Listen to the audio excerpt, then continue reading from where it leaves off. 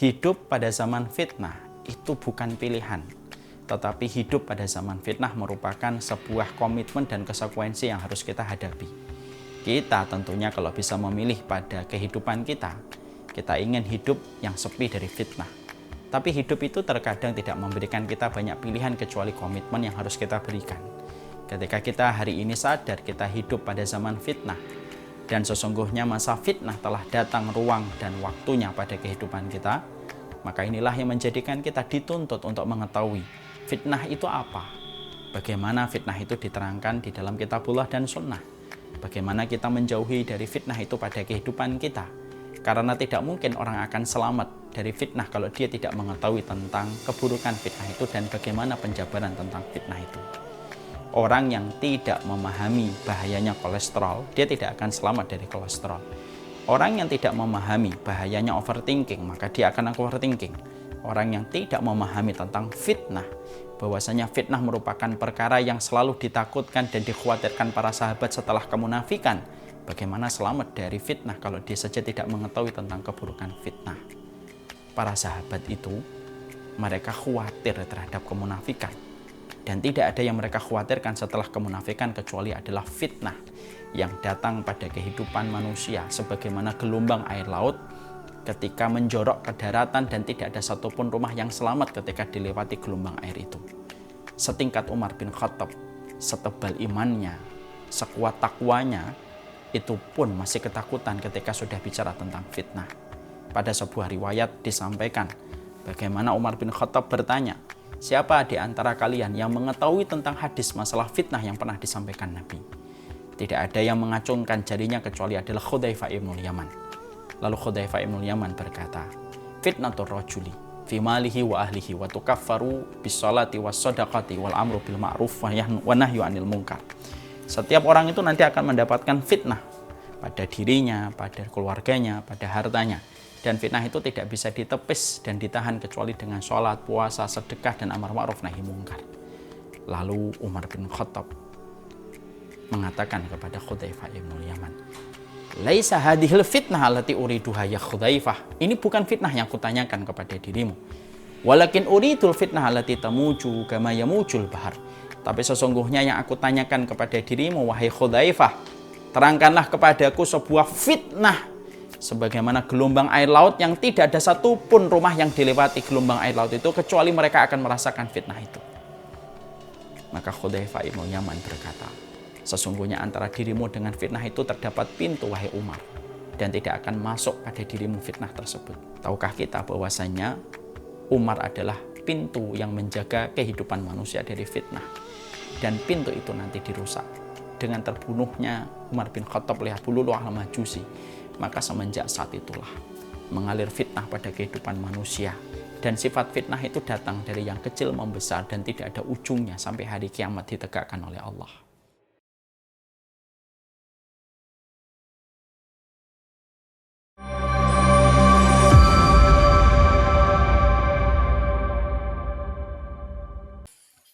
Assalamualaikum warahmatullahi wabarakatuh. Innal hamdalillah wassalatu wassalamu ala Rasulillah wa ala alihi wa sahbihi wa man tabi'ahum bi ihsan ila yaumil qiyamah.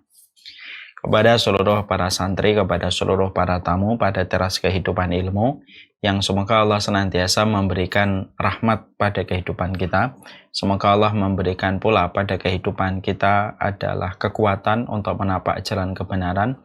Dan semoga senantiasa kita mendapatkan pelita ilmu pada perjalanan kita ketika kita hidup pada zaman fitnah. Tentunya kita harus paham irisan kehidupan pada zaman fitnah sebagaimana irisan potongan malam yang begitu gelap gulita. Sehingga banyak sekali perkara yang kita sangka itu benar tetapi justru adalah kesalahan. Dan banyak perkara kesalahan yang kita sangka itu adalah kebenaran.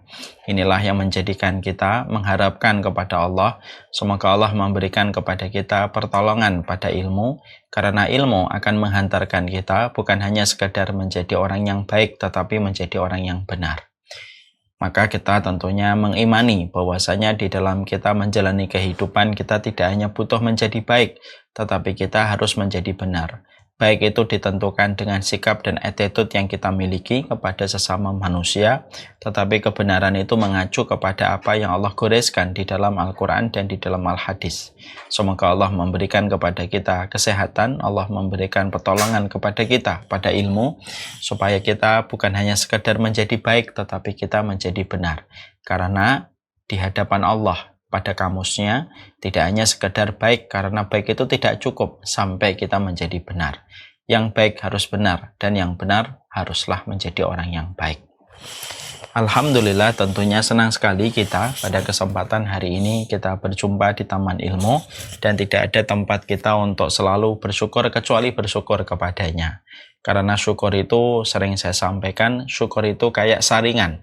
Sebagaimana saringan air, merubah yang kotor menjadi bersih, merubah yang keruh menjadi bening, merubah yang tidak bisa dikonsumsi menjadi layak dikonsumsi.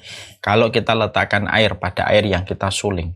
Sama pula sesungguhnya kehidupan kita, kalau kita meletakkan hati yang bersyukur, maka yang keruh pada kehidupan kita, maka yang keruh maka akan menjadi bening, maka yang sempit akan menjadi lapang, maka yang berantakan akan menjadi rapi, selama kita senantiasa bersyukur kepada Allah atas segala anugerah yang Allah berikan kepada kita.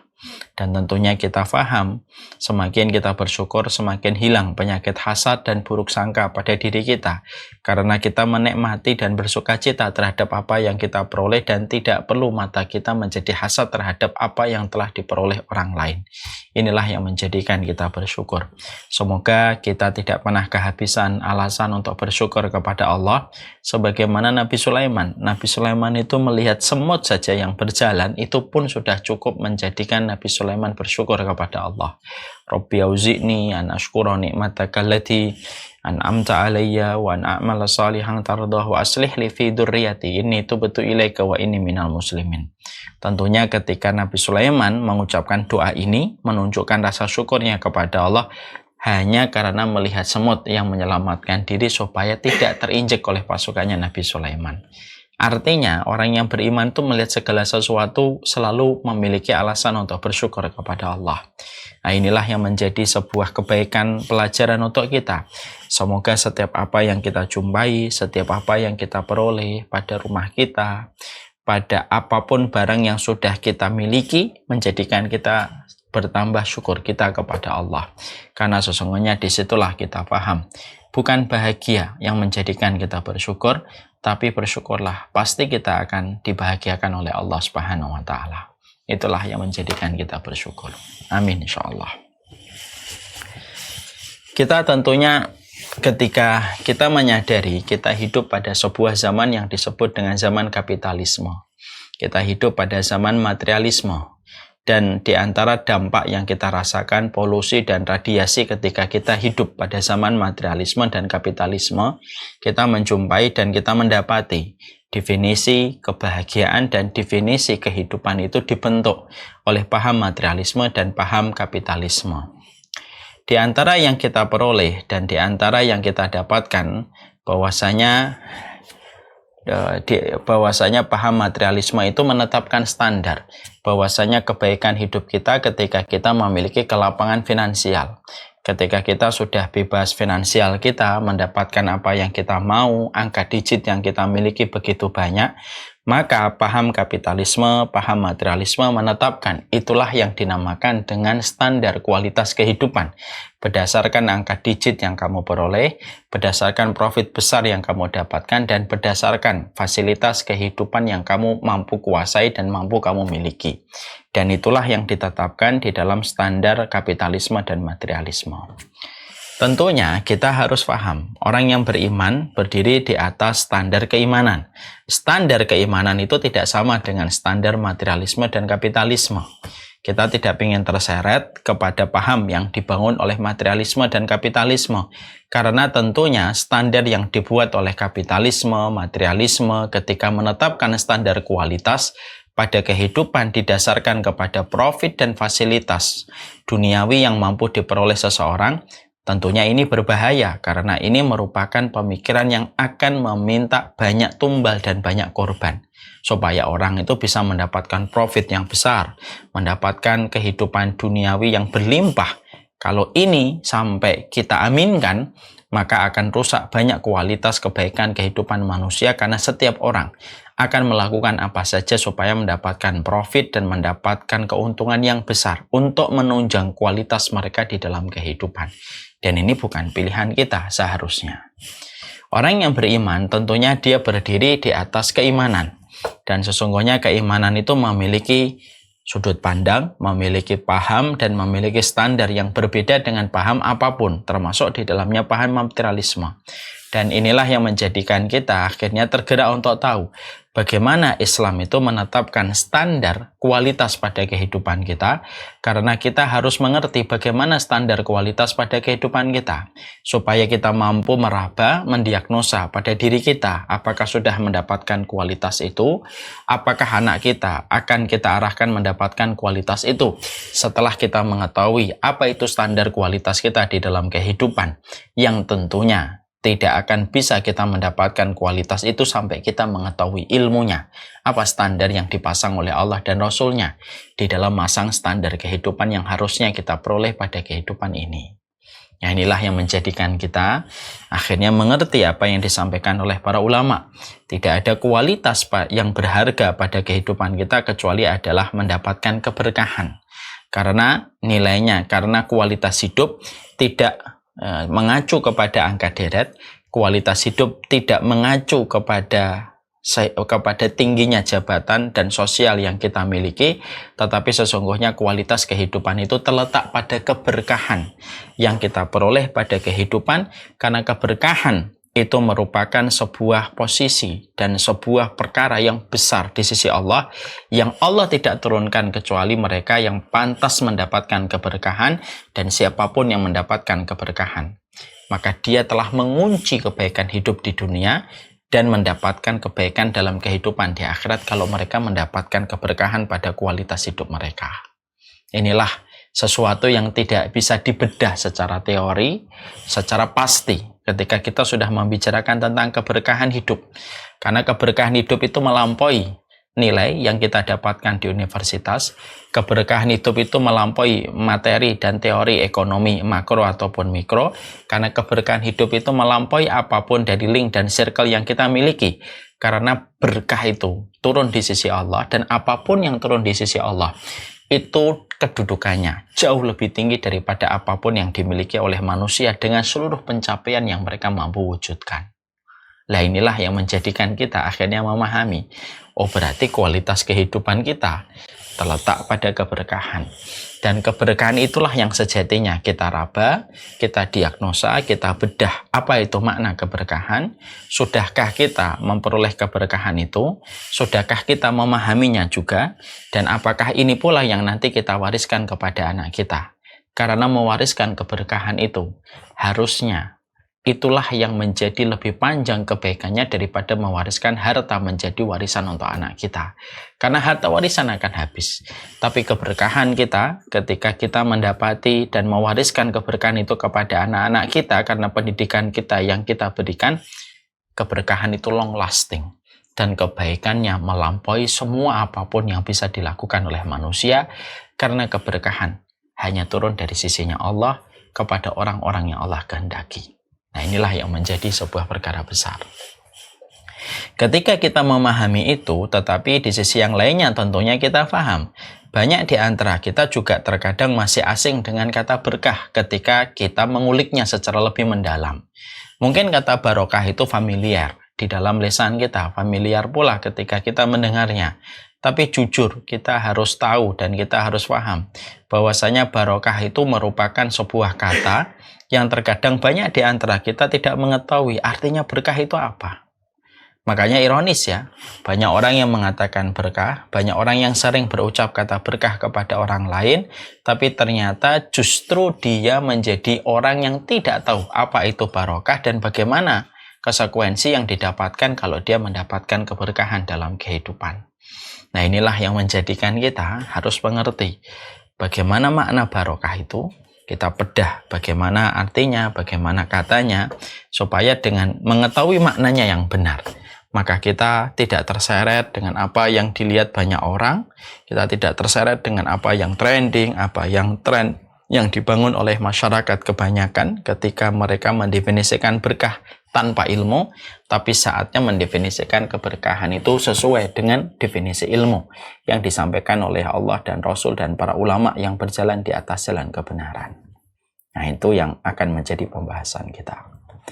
Sebelum kita membahas tentang makna keberkahan itu apa saja pada kehidupan kita, tentunya yang kita harus lakukan pertama kali adalah mengevaluasi. Jadi sebelum kita mendefinisikan M yang kedua, ada M yang pertama, mengevaluasi dulu. Jadi nanti ada 2 M, mengevaluasi dan mendefinisikan. Kita mengevaluasi dulu, bahwasanya apa yang kita evaluasi dari kata barokah ketika kebanyakan manusia itu mendefinisikan barokah itu selalu identik dengan banyaknya harta. Ini kan kita evaluasi. Sesuai dengan evaluasi yang dilakukan Allah dan Rasul-Nya. Dan kita mengikuti Allah dan Rasul. Maka mengevaluasi yang pertama itu adalah salah kaprah. Kalau banyak orang masih menganggap bahwasanya keberkahan itu selalu dilihat kepada harta. Dan selalu dilihat kepada finansial yang besar yang dia capai dan dia peroleh. Ini merupakan sebuah kesalahan dan harus dievaluasi. Masyarakat kita kalau ada yang memiliki mobil yang banyak, mobilnya berjejer dengan harga fantastik, rumahnya ada di mana-mana, kemudahan dia di dalam bisnisnya, kerajaan dagangannya menjadi besar yang dulunya kecil, maka secara otomatis banyak orang langsung mendefinisikan ini adalah berkah hidupnya. Ada suami duduk sama istri melihat bagaimana rumahnya yang besar, mobilnya yang berjejer, lalu berkata, alhamdulillah kehidupan kita sudah barokah. Ini yang sering diucapkan oleh manusia. Kebanyakan manusia itu sering berucap semacam ini, yaitu keberkahan itu berbanding lurus dengan kelapangan masalah finansial. Sebaliknya kalau ada orang di dalam bisnisnya dia gagal, di dalam dagangannya dia tidak terlalu sukses, mobilnya adalah mobil biasa, pekerjaannya banyak mendapatkan kesulitan, maka yang terjadi pada pikiran orang kebanyakan adalah orang ini tidak barokah. Makanya rumahnya kecil, mobilnya biasa, bahkan mobilnya mau dijual karena kebutuhan yang dia dapatkan. Langsung mereka mengkaitkan kehidupan orang itu minus barokah karena dengan berbagai macam keterbatasan finansial. Tentunya ini harus kita evaluasi untuk saya dan untuk kita. Karena memang kita semuanya sama. Dulu waktu saya SMP, SMA pun sama. Oh berarti kalau kaya itu barokah, kalau tidak kaya itu tidak barokah. Padahal ini merupakan perkara yang sangat berbahaya. Kalau kita mengartikan dan mendefinisikan keberkahan itu terletak kepada orang kaya dengan kekayaan finansialnya, maka kita akan menghormati habis-habisan orang kaya, meremehkan orang miskin. Kita tidak bisa mencintai orang miskin, tetapi kita merendahkannya. Dan kita akan terus menjilat kepada orang kaya, karena kita menganggap keberkahan pada harta mereka itu merupakan keberkahan di sisi Allah. Dan itu tentunya tindakan yang salah. Makanya disinilah kita harus luruskan. Keberkahan itu tidak ada kaitannya dengan harta. Keberkahan itu tidak ada kaitannya dengan finansial. Karena kita juga harus paham, kita harus mengerti bahwasanya kita menjumpai Allah itu kalau memberikan harta kepada manusia itu pada dasarnya ada 2. Ada yang Allah berikan kepadanya harta, beriringan dengan ilmu dan ketakwaan yang dia miliki, maka hartanya dijadikan tunggangan olehnya menuju kepada kebaikan ilmu dan amal yang dia kerjakan. Maka hartanya menjadi kendaraan bagi dia untuk merealisasikan setiap ilmu dan setiap kebenaran yang dia peroleh. Maka faktor pendukungnya itu, support sistemnya itu pada harta yang dia miliki. Kalau ada orang diberikan harta pada kondisi yang semacam ini, berarti Allah memberikan kepadanya harta menjadi ujian sekaligus penolong atas komitmen ilmunya dan komitmen dia beramal atas ilmu yang dia pelajari. Saya pernah bertemu dengan seorang yang menceritakan tentang salah satu circle sahabatnya dalam kondisi bergesekan yang luar biasa. Konfliknya begitu banyak. Apapun yang meninggalkan Al-Quran, tidak mempelajarinya, kita termasuk pada kategori hamba-hamba Allah. Maka sesungguhnya setelah kita mendengarkan suara qari ini, Karena sesungguhnya Islam itu betul-betul menempatkan persamaan dalam setiap anak itu bukan sesuatu yang gampang, terutama ketika kita perintahkan untuk sholat. Kehidupan itu akan menghadapkan kita kepada orang yang kejujuran, yang menjadikan kita akhirnya mengetahui ini wanita apa yang diperbuat sampai setiap keluarganya ketika dimakamkan saya melihat saja. Apalah arti baik secara zahir kalau Allah saja memberikan diskon dan dispensasi selama 1 bulan itu 1 pekan mereka tidak inilah dunia. Bagaimana cara kita memahami dunia ini? Lihat doanya Umar bin Khattab. Allah yang mengetahui bahwasanya Nabi Muhammad adalah orang yang paling beriman. Kapan seseorang itu berjalan di atas kaidah Rabbani? Kapan seseorang itu berjalan di atas perbanyak sumpah? Karena orang yang memperbanyak sumpah itu akan mendapatkan. Mereka suka mengatakan la tuhaditsuna illa bil Quran. Ini adalah mobil-mobil limited edition. Harganya 10 kali lipat. Kita rubah narasi menjadi aksi. Mari kita rubah setiap. Kalau merasa tidak tahu, dia tidak akan sombong. Orang kalau merasa tidak tahu, dia selalu menelisik detail.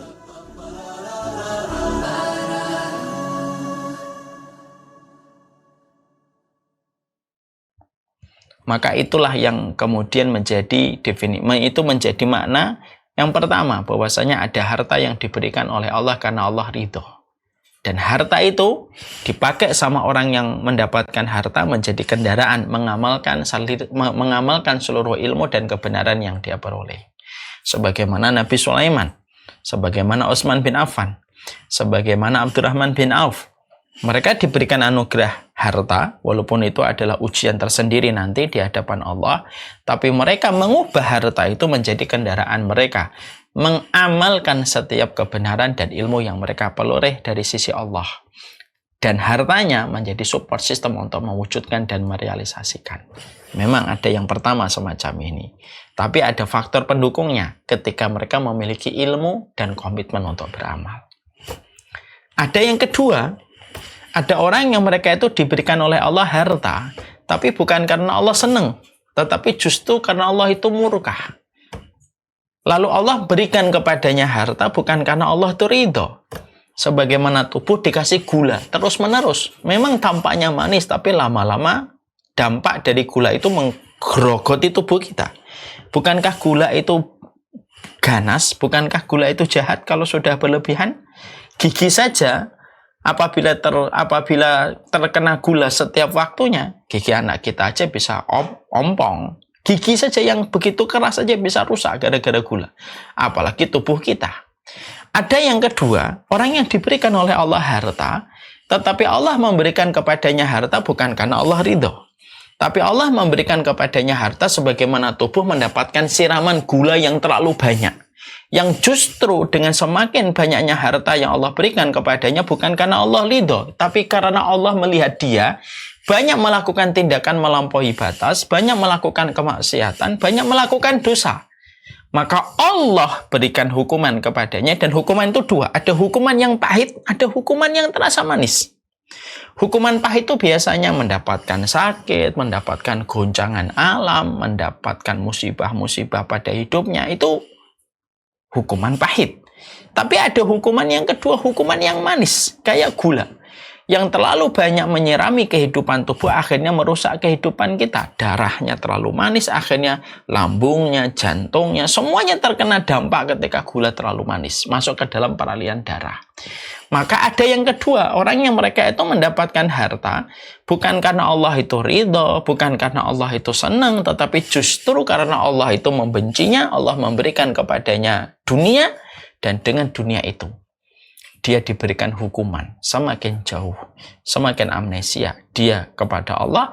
Dengan harta berlimpah yang dia peroleh dan dia dapatkan, dengan harta itu dia tertimbun. Dengan harta itu sebagaimana semut di dalam lumbung padi, dia tertimbun sampai mati, dan dia mati pada kondisi sedang amnesia terhadap Allah karena banyaknya gula-gula kehidupan yang hadir pada hidupnya. Dan inilah yang menakutkan. Inilah yang sering dikenal oleh kebanyakan masyarakat dengan kata istidraj. Makanya Allah menyampaikan kepada kita pada surat Al-An'am 44. Ayat ini layak menjadi sebuah perenungan sekaligus pula menjadi petunjuk serta evaluasi untuk kita. Allah menyampaikan pada surat Al-An'am 44, "Falamma nasu ma dzukiru bihi fatahna 'alaihim abwaaba kulli syai'in hatta idza farihu bima utu akhadnahum baghtatan fa idahum mublisun." Allah menyampaikan, "Falamma nasu ma dzukiru bihi."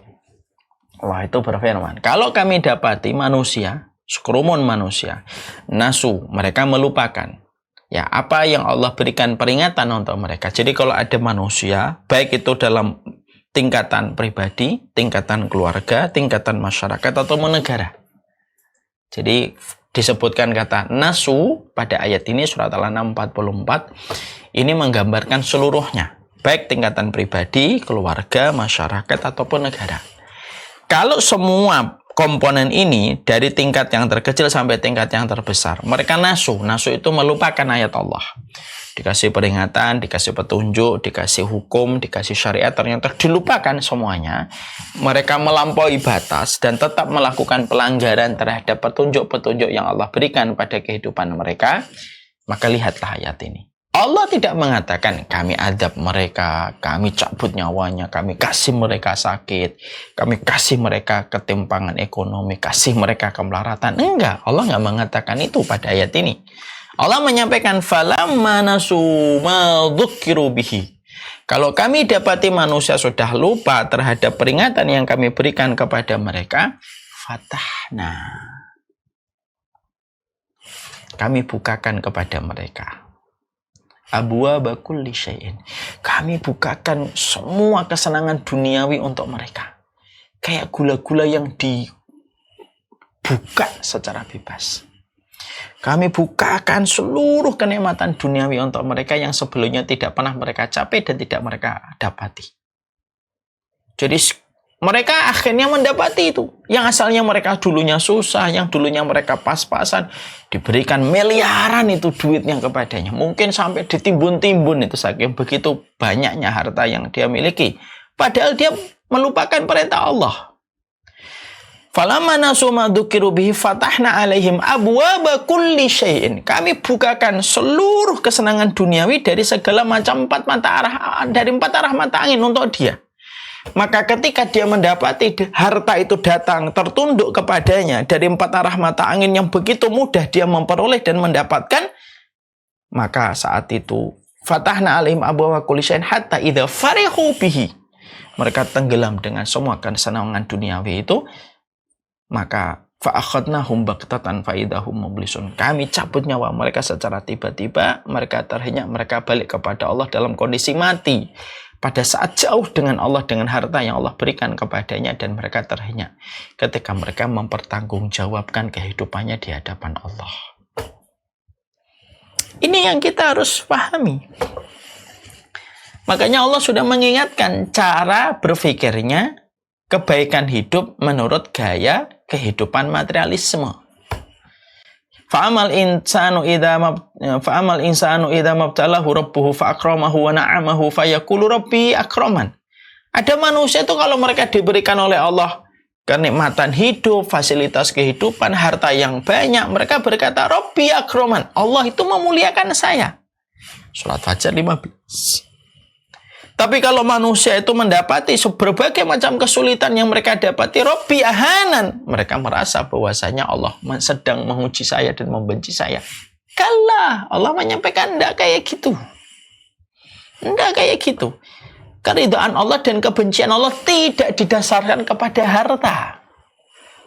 Allah itu yu'ti dunya ila man yuhib wa man la yuhib. Allah itu ngasih dunia kepada orang yang Allah kehendaki dalam kebaikan, dan orang yang tidak kehendaki oleh Allah pun diberikan oleh Allah dunia.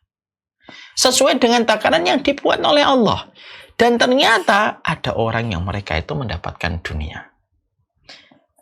Bukan karena Allah ridho, tetapi justru karena Allah mendapati dia sudah melampaui batas.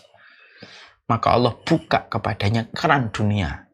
Sebagaimana semut berada di lumbung padi yang begitu banyak apa yang diharapkan.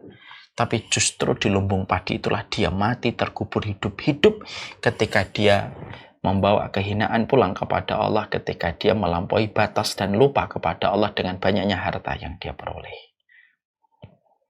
Dan ini yang menakutkan. Hukuman yang manis itu lebih menakutkan daripada hukuman yang pahit.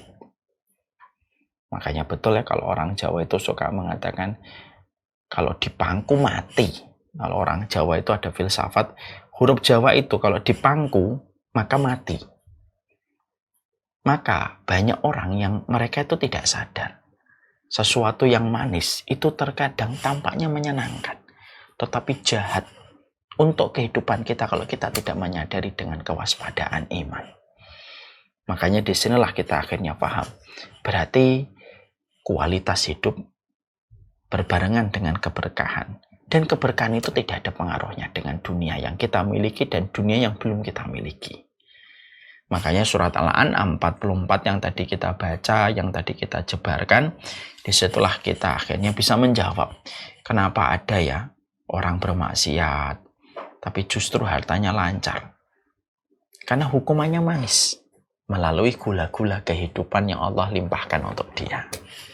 Kenapa ada negara, di situ ada zina, di situ ada LGBT, di situ melindungi orang yang mungkin menghina Allah dan Rasul, tapi negaranya maju. Itu sama dengan orang yang dibukakan kepadanya gula-gula di masa tua dan dia terus mencicipi gula-gula tanpa disadari gula itu menjadi hukuman untuknya. Inilah jawaban dari pertanyaan kita, kenapa yang datang ke dukun sukses, tapi yang datang ke masjid terkadang masih diuji dengan kesulitan dia berdagang dan berbisnis. Disinilah kita mendapati kenapa ada orang hijrah kadang-kadang harus naik turun, terkadang hampir gulung tikar beberapa kali padahal dia sedang hijrah. Adapun orang yang tidak pernah hijrah tetapi justru semakin moncar, semakin berhasil, dan semakin puncak yang dia dapatkan dan dia peroleh, maka disitulah kita ngerti. Dunia itu kayak gula yang terlalu over dimasukkan ke dalam tubuh, maka gigi, lambung, jantung, dan peredaran darah akan rusak semuanya dengan banyaknya gula yang masuk ke dalam tubuh.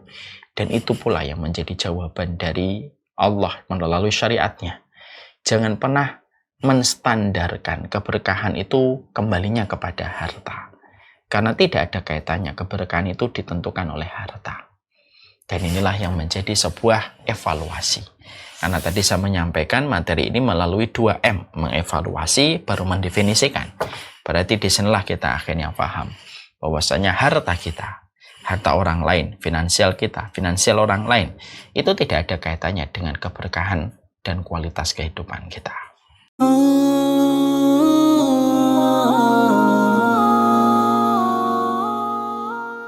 Pada suatu hari Ibrahim bin Adham pergi berburu dan berhenti di tempat peristirahatan. Hasanah itu melebihi semua hadiah mewah yang diberikan oleh orang lain kepada kita. Sampai Rasulullah menyampaikan di dalam salah satu riwayat, khairul quruni qarni, summal ladzi yalunahum, summal ladzi yalunahum. Kenapa doa ini termasuk salah satu doa 40 Rabbana yang kita harus lakukan? Masya Allah, luar biasa bagaimana Umar bin Khattab menjaga hatinya.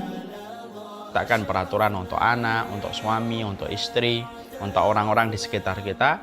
Jadi mereka sudah betul-betul kosong. Mereka sudah menggadaikan ibunya, menggadaikan anaknya, menggadaikan istrinya, sudah tidak diterima. Mendapati keluarga kita berangkat lebih dulu jam keberangkatan mereka kepada alam barzah. Anak kita kalau umur 10 tahun tidak menegakkan sholat, kita disuruh mukul.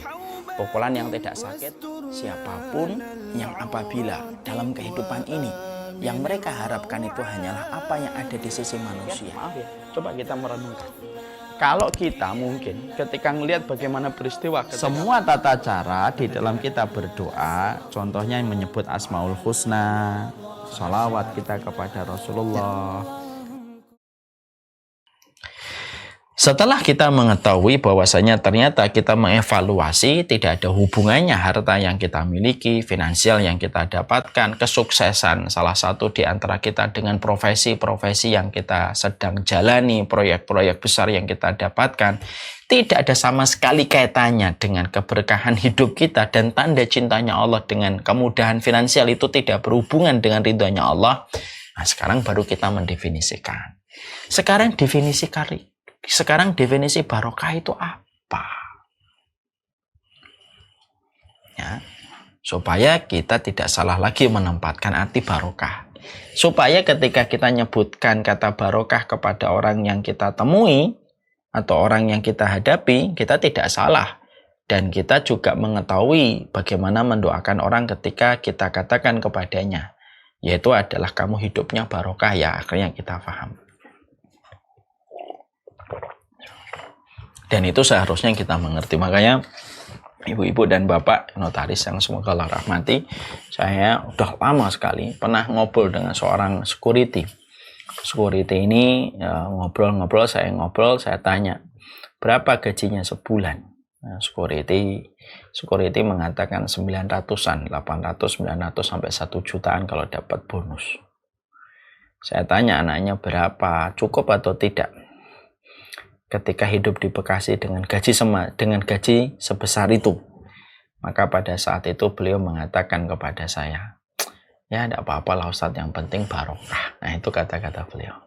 Nah tentunya ini kan menjadi sebuah kata yang sering kita sebut, makanya akhirnya menjadikan kita akhirnya kalau sudah mengevaluasi, kita sekarang tahapannya mendefinisikan. Sekarang definisi barokah itu apa sebenarnya? Dan ini yang kita harus bedah menurut kacamata ilmu yang benar. Para ulama lalu menerangkan kepada kita, definisi barokah itu memiliki makna yang beragam dan variatif sesuai dengan para ulama ketika mendefinisikan arti barokah itu.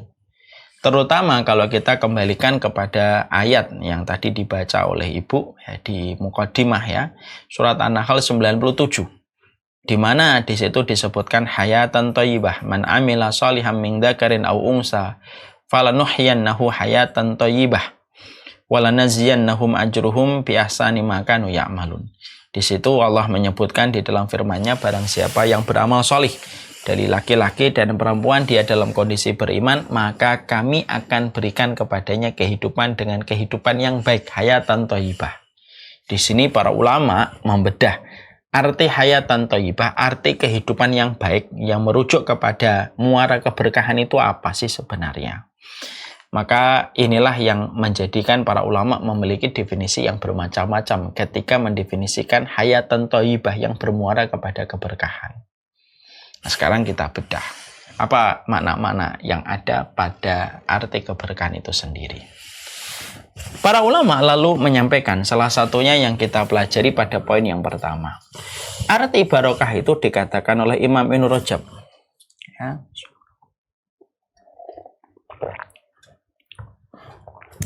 Imam Ibnu Rajab itu mendefinisikan arti barokah dengan sebuah definisi yang singkat tetapi dalam sekali maknanya. Nah, mungkin kita bisa menghafalnya karena tidak terlalu panjang definisi yang disampaikan oleh beliau. Beliau mengatakan, al-barokatu kullu ma tuzidukum fit ta'ah. Saya ulang kembali. Yang pertama, definisi barokah yang disampaikan oleh Imam Ibnu Rajab itu sederhana. Al-barokatu kullu ma tuzidukum fit ta'ah. Kullu ma tuzidukum fit ta'ah itu seluruh perkara di mana perkara itu menambah ketaatan dirimu kepada Allah. Setiap perkara yang menambah ketaatan dirimu kepada Allah, maka perkara itu adalah barokah. Masyaallah. Makanya ada sebagian yang meriwayatkan ziyadatul khair, bertambahnya kebaikan. Mari kita bedah perkataan dari Imam Ibnu Rajab. Kullu ma tuzidukum fit ta'ah fatilkal barokah. Apapun perkara yang menambah ketaatan kamu di jalan Allah, maka itulah barokah. Banyak orang mendefinisikan bahwasanya dari sebuah definisi yang mungkin kurang terbangun atas referensi. Banyak orang berkata bahwasanya barokah itu harus sehat, barokah itu harus kaya, barokah itu panjang umur, barokah itu indah panorama. Maka itulah yang disebut dengan arti barokah dalam definisi kebanyakan ya. Jadi kalau ada tempat yang indah, barokah. Ada orang panjang umurnya, barokah. Kalau sehat, dia barokah. Kalau dia sakit, kalau dia miskin, kalau tidak indah panoramanya, maka tidak disebut dengan barokah. Dan tentunya itu salah. Itu tidak benar. Maka kembali merujuk kepada apa yang disampaikan oleh Imam Ibnu Rajab. Apapun yang menambah ketaatan pada kehidupan kita kepada Allah itu, maka itu namanya barokah. Sehat belum tentu barokah, sakit belum tentu tidak barokah. Ya kan? Karena banyak orang menyangka kalau ada orang sakit, wah tidak barokah kamu. Sakit terus. Dosamu apa sih? Maksiatmu apa sih sampai kamu sakit terus-menerus? Nah, orang suka berkomentar semacam itu. Padahal belum tentu, yang sehat belum tentu barokah, yang sakit belum tentu barokah. Yang sakit belum tentu tidak barokah. Kalau ada orang ketika dia sakit, ketika dia sehat, tetapi sehatnya tidak menambah ketaatan dia kepada Allah, ibadahnya tidak terbangun dengan benar, ketika dia menjalani kehidupannya dengan kesehatan yang dia peroleh, tetapi tidak lahir ibadah yang dia lakukan dan dia kerjakan, berarti fix, confirm, sehatnya tidak barokah. Tapi sebaliknya, siapapun di antara manusia, ketika dia mendapatkan sakit, tetapi di dalam sakitnya dia bertambah ketaatan dia kepada Allah. Siapapun yang di dalam sakitnya dia bertambah dekat kepada Allah Subhanahu wa Ta'ala dengan sakit yang dia peroleh, berarti bisa jadi yang sakit itu barokah ketika sakitnya mengarahkan kompas kehidupannya kembali kepada Allah di dalam ketaatan. Itu namanya sakit yang barokah. Karena definisi dari yang disampaikan oleh Imam Ibnu Rajab itu luas dia. Tidak terpaku kepada kesehatan, tidak terpaku kepada kekayaan, tapi apapun kondisi itu sebenarnya bisa barokah selama kondisi itu menambah ketaatan di jalan Allah. Bukankah kita mendapati ada sebagian dari umatnya Nabi yang masuk surga karena sakit yang dia ridhoi, lalu dengan sakit itu akhirnya mereka dimasukkan oleh Allah ke dalam surga? Bukankah itu sakit yang barokah? Saya ini sering sekali ya dalam perjalanan dakwah berjumpa dengan orang yang akhirnya hijrah. Perjalanan hijrahnya mereka dimulai ketika mereka sakit. Didiagnosa dengan penyakit tertentu, lalu dengan diagnosa penyakit tertentu itu menjadikan mereka merenung, mengevaluasi dirinya, dan akhirnya mereka hijrah setelah mereka sakit. Yang dulunya tidak pernah mereka mengarahkan kompasnya menuju kepada Allah ketika sehat. Ketika mereka sehat malah justru lupa kepada tujuan hidup untuk beribadah kepada Allah. Pas ketika divonis sakit, baru mereka diarahkan hidupnya kepada Allah setelah merasakan dirinya sakit. Itu yang dinamakan sakit yang barokah. Makanya kita menjumpai dan kita mendapati banyak sekali di dalam hadis-hadis Rasulullah supaya kita ridho kepada sakit, berprasangka yang baik terhadap sakit, bahkan mencela penyakit pun tidak diperbolehkan di dalam kulturnya sunnah. La tasubbul humma fa innal humma yukaffirus said. Jangan mencela penyakit demam karena penyakit demam itu menggugurkan dosa. Itu baru penyakit demam. Karena ternyata kita jumpai kebaikan yang kita peroleh ketika seseorang sakit ketika dia paham ilmunya. Makanya ibu-ibu dan bapak pernah nggak mendapati sebuah kisah nyata seseorang sahabat yang bernama Ubay bin Ka'ab.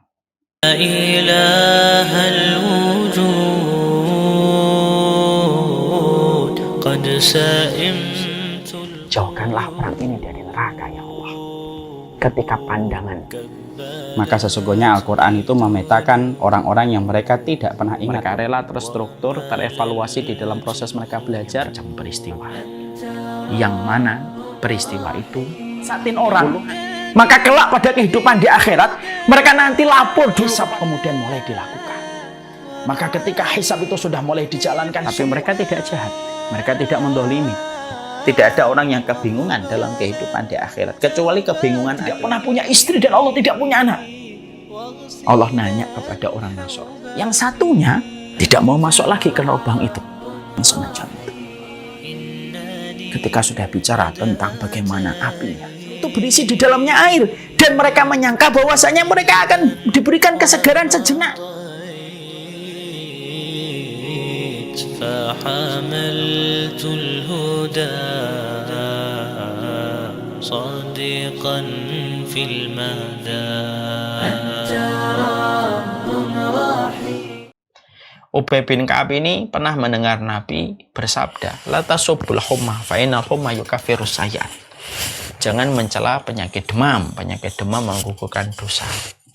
Maka beliau bertanya kepada Nabi, ya Rasulullah, apakah betul penyakit demam itu menggugurkan dosa? Kata Rasulullah, iya, demam itu menggugurkan dosa. Maka Ubay bin Ka'ab saat itu berdoa. Dan doanya mungkin kita tidak pernah mengucapkan dan mungkin kita tidak pernah minta doa ini. Doanya Ubay bin Ka'ab saat itu berkata kepada Allah.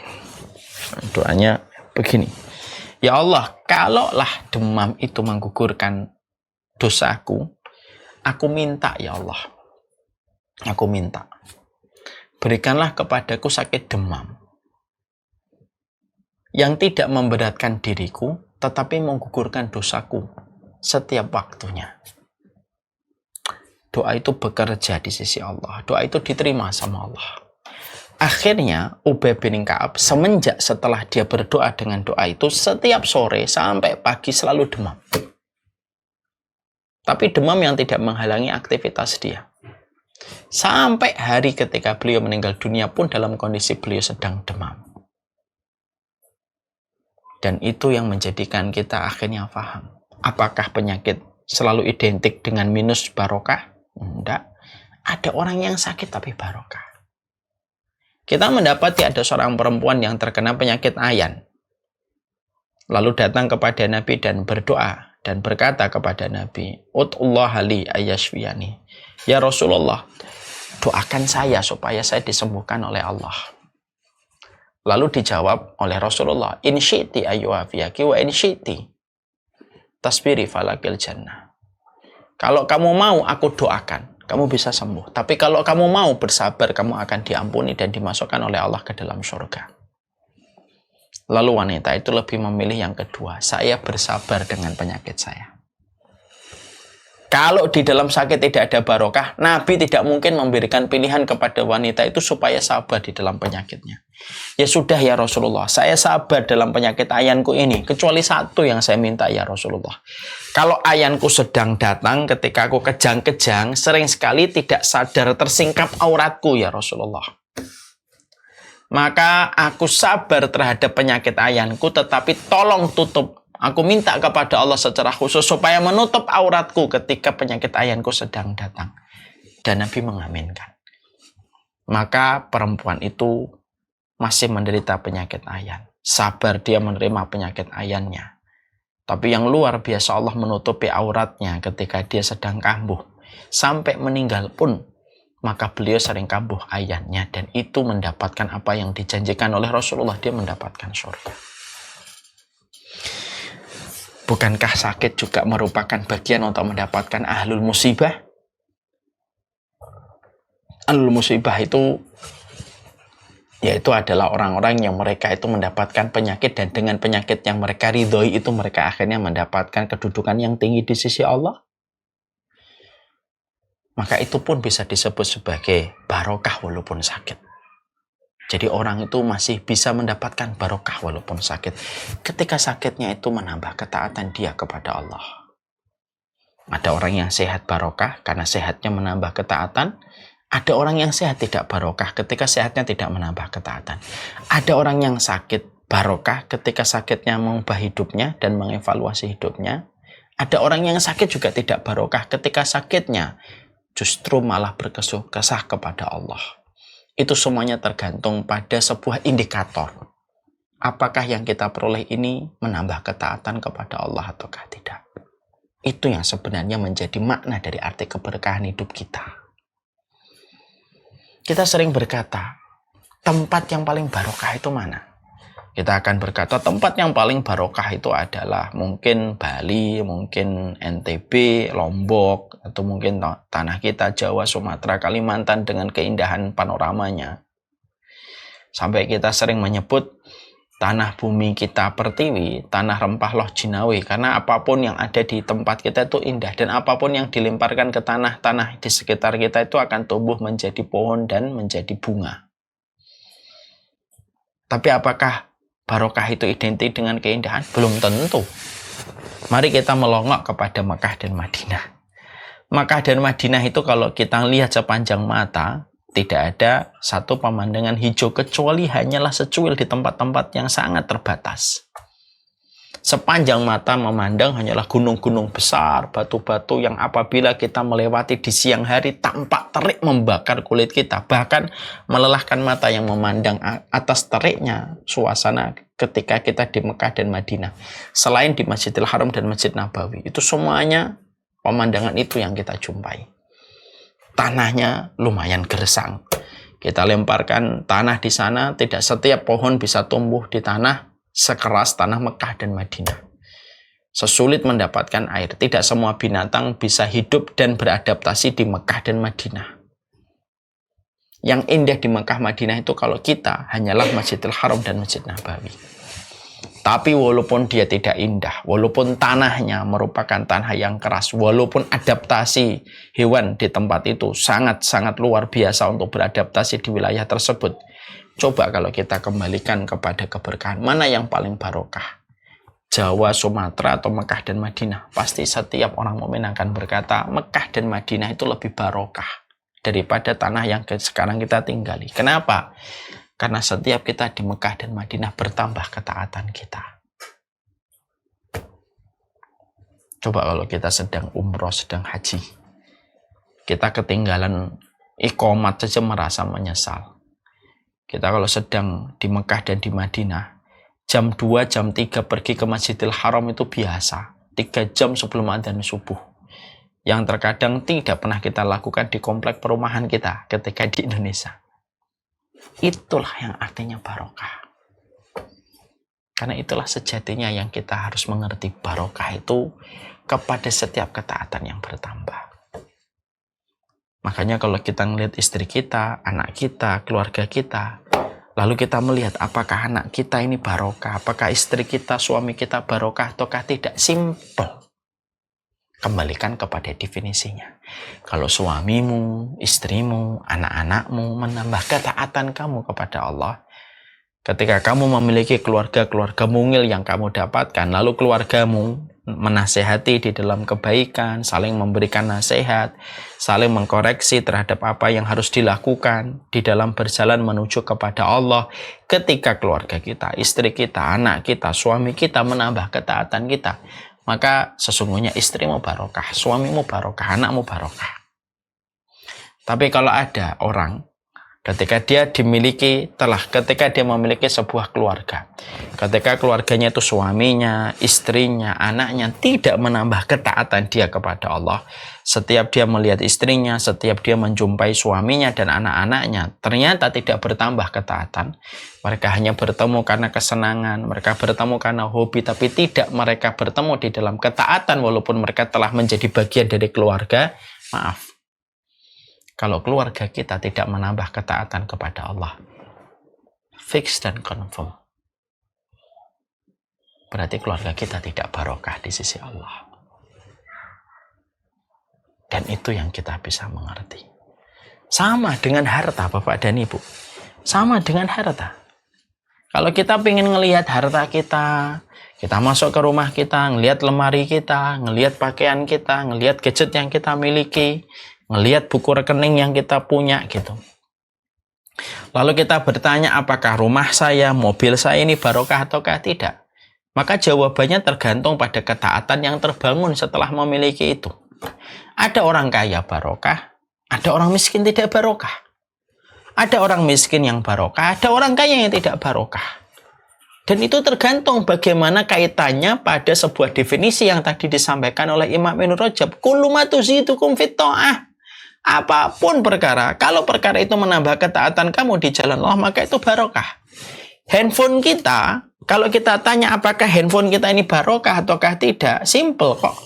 Kalau handphone ini membangun ketaatan kamu kepada Allah, dari handphone ini akhirnya taatnya kita kepada Allah, ibadah kita kepada Allah menjadi terbangun setelah kita memiliki handphone, memiliki iPad, maka berarti handphone kamu, berarti iPad kamu adalah iPad dan handphone yang barokah. Tapi ketika yang kamu miliki tidak menambah ketaatan kamu di jalan Allah, maka sesungguhnya itu bukan barokah. Bisa jadi yang kaya belum tentu barokah, bisa jadi yang miskin belum tentu yang miskin itu hina, tapi justru barokah. Atau sebaliknya, kadang-kadang yang kaya barokah karena semua kekayaan yang dia miliki dipakai untuk menjadi kendaraan dia menuju kepada Allah. Kadang-kadang yang miskin belum tentu barokah malah. Karena apa? Maka di pikirannya itu cuma harta aja tiap waktu dan tiap harinya. Dan itulah kaitannya dengan keberkahan pada kualitas kehidupan kita. Jadi nomor satu ini kalau akhirnya kita relate pada kehidupan kita sehari-hari, ya akhirnya kita paham. Sesimpel itu dan sesederhana itu. Ketika kita ingin mendefinisikan dan mencocokkan definisi ini kepada kehidupan kita. Mobil kita, rumah kita, istri kita, suami kita, anak kita, rumah kita, semuanya.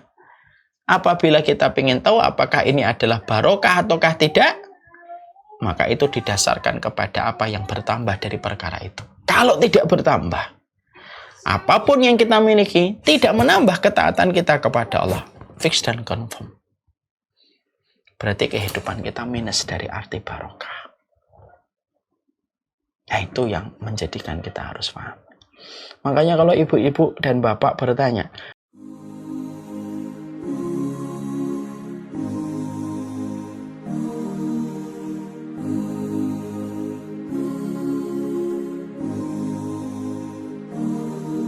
بين الرجا والخوف قلبي طائر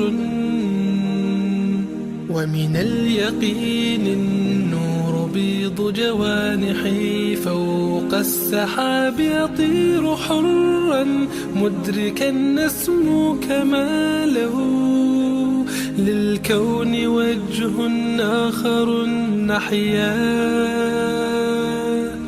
أنا صنعة أوجدتها يا باري وملكت فيها معصم الإيمان للحق والعدل التواصي بالجمال عبادة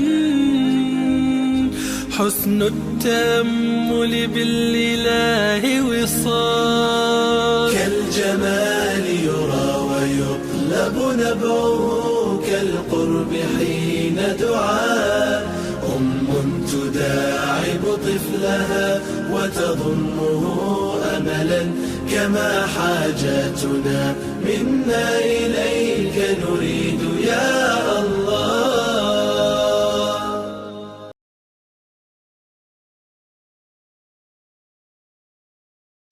Makanya kalau ibu-ibu dan bapak bertanya, saya profesinya sebagai notaris, Ustadz. Apakah profesi saya barokah ataukah tidak?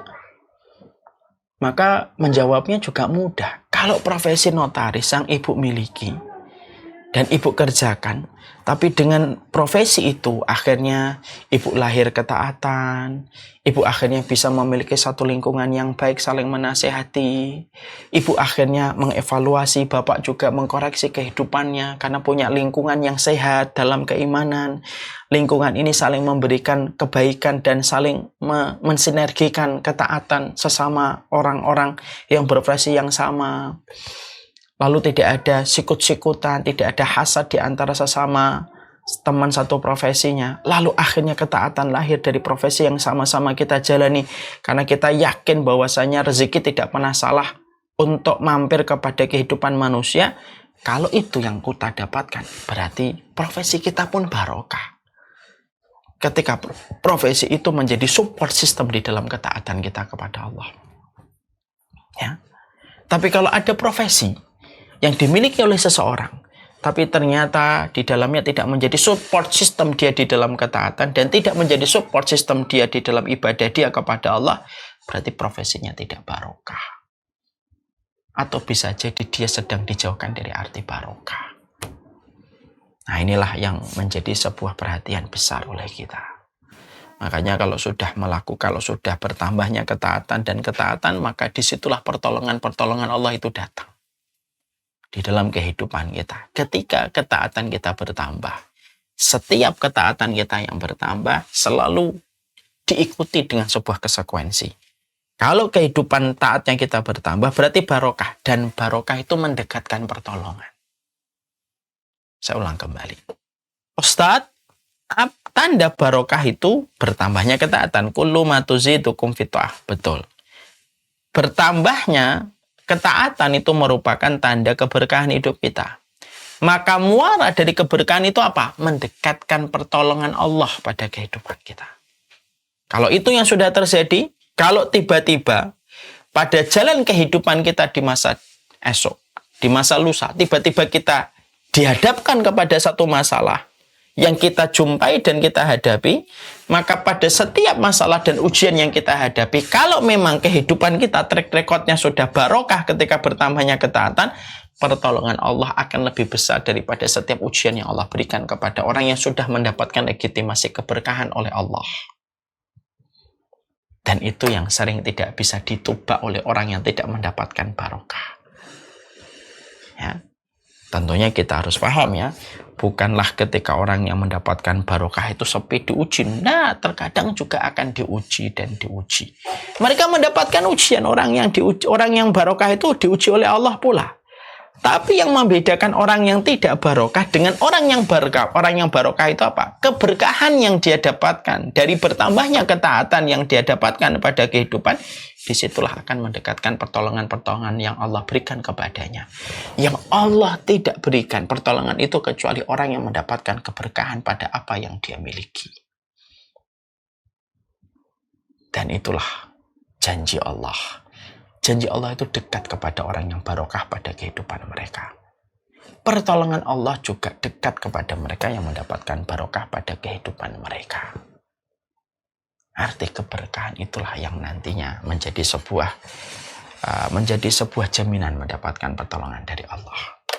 Makanya inilah yang menjadikan akhirnya kita memahami dari definisi yang pertama, akhirnya kita bisa menempatkan definisi ini dalam segala sesuatu. Kalau kita melihat sesuatu, pakailah definisi Imam Ibnu Rajab. Kullu ma tuzidukum fit ta'ah fatilkal barokah. Apapun perkara yang menambah ketaatan kamu di jalan Allah, maka itulah barokah. Itulah barokah. Dan itulah yang maknanya sangat luar biasa di dalam kehidupan. Ya. Maka inilah yang pertama dari definisi arti barokah yang disampaikan oleh Imam Ibnu Rajab. Yang kedua, para ulama lalu mendefinisikan bahwasanya arti barokah itu apa. Maka dijelaskan di dalam beberapa penjelasan bahwasanya arti barokah itu yang kedua adalah ketika seseorang itu mereka diberikan oleh Allah sebuah ma'isyah, sebuah penghidupan yang halal. Maka itu juga merupakan barokah. Ketika seseorang itu mendapatkan ma'isyah itu penghidupan, ketika dia mencukupi keluarganya, ketika dia memberikan kepada dirinya, kepada keluarga yang dia cintai dengan harta-harta yang halal, dengan harta yang halal itu menopang bagaimana kehidupan dia, sampai akhirnya harta halal itu berputar kepada dirinya dan dipergunakan harta yang halal pada jalan yang diridhai oleh Allah Subhanahu wa taala, maka itu pun merupakan arti dari keberkahan itu sendiri. Terutama ketika kita hidup pada zaman fitnah, ketika orang tidak lagi memperdulikan yang halal dengan yang haram. Ya. Kita hidup pada zaman ketika Rasulullah sudah memberikan sebuah keterangan.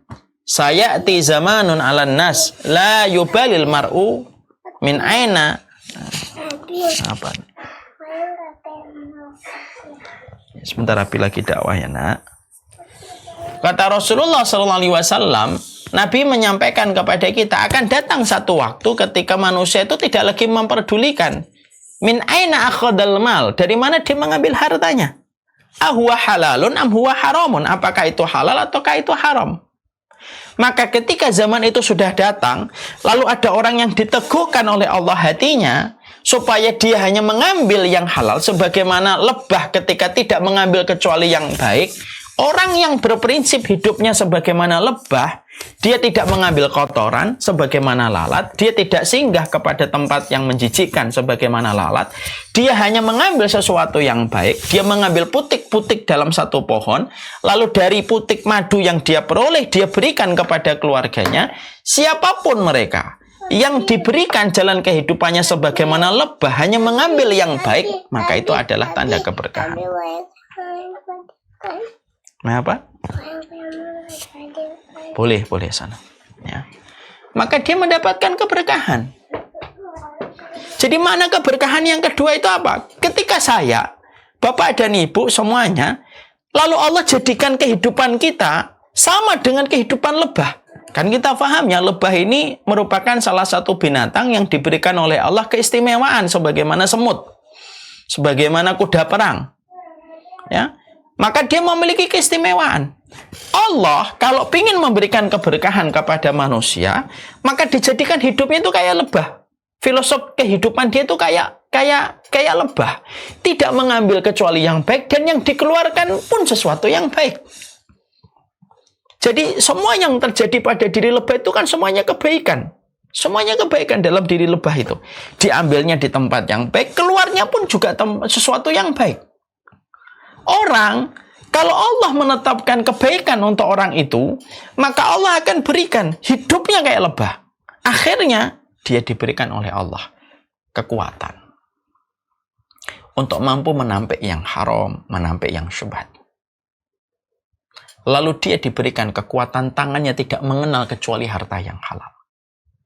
Lalu dia tidak mengenal tangannya kecuali menempatkan harta yang halal di tempat yang terbaik sesuai dengan kondisi dan kebutuhan.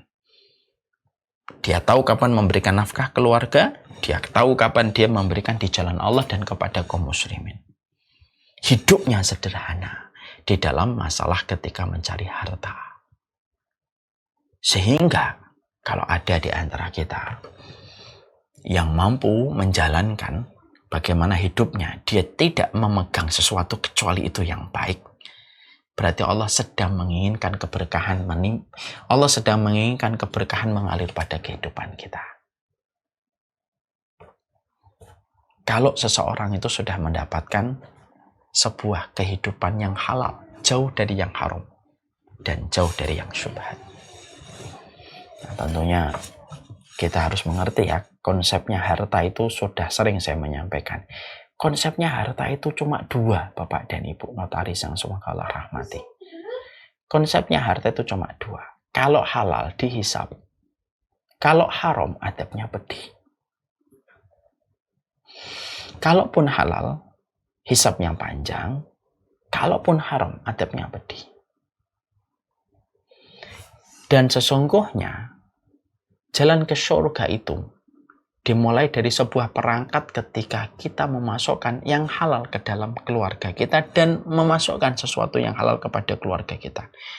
Menyuapi diri kita dengan yang halal, menyuapi keluarga kita dengan yang halal, maka itu merupakan modal besar untuk mendapatkan hati yang salim, dan mendapatkan dari hati yang salim itu adalah rahmatnya Allah. Makanya kalau kita melihat ya, kalau kehidupan kita dulunya kita suka tidak peduli mau ngambil apapun, bahkan terkadang kita termakan dengan sebuah narasi yang mengatakan cari yang haram aja susah apalagi yang halal, lalu kita termakan mentah-mentah dengan perkataan itu yang menjadikan kita tidak peduli apapun, dan kita selalu berkata selama saya tidak nyakitin orang ya saya anggap itu halal.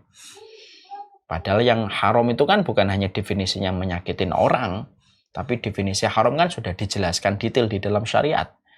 Tapi selama kemudian kita dulunya semacam itu, kok tiba-tiba setelah kita melewati berbagai macam guncangan hidup, melewati berbagai macam masalah, sampai kembali menyadarkan kita untuk memperbaiki apa yang kita ambil, supaya yang terjadi pada diri kita menjadi baik,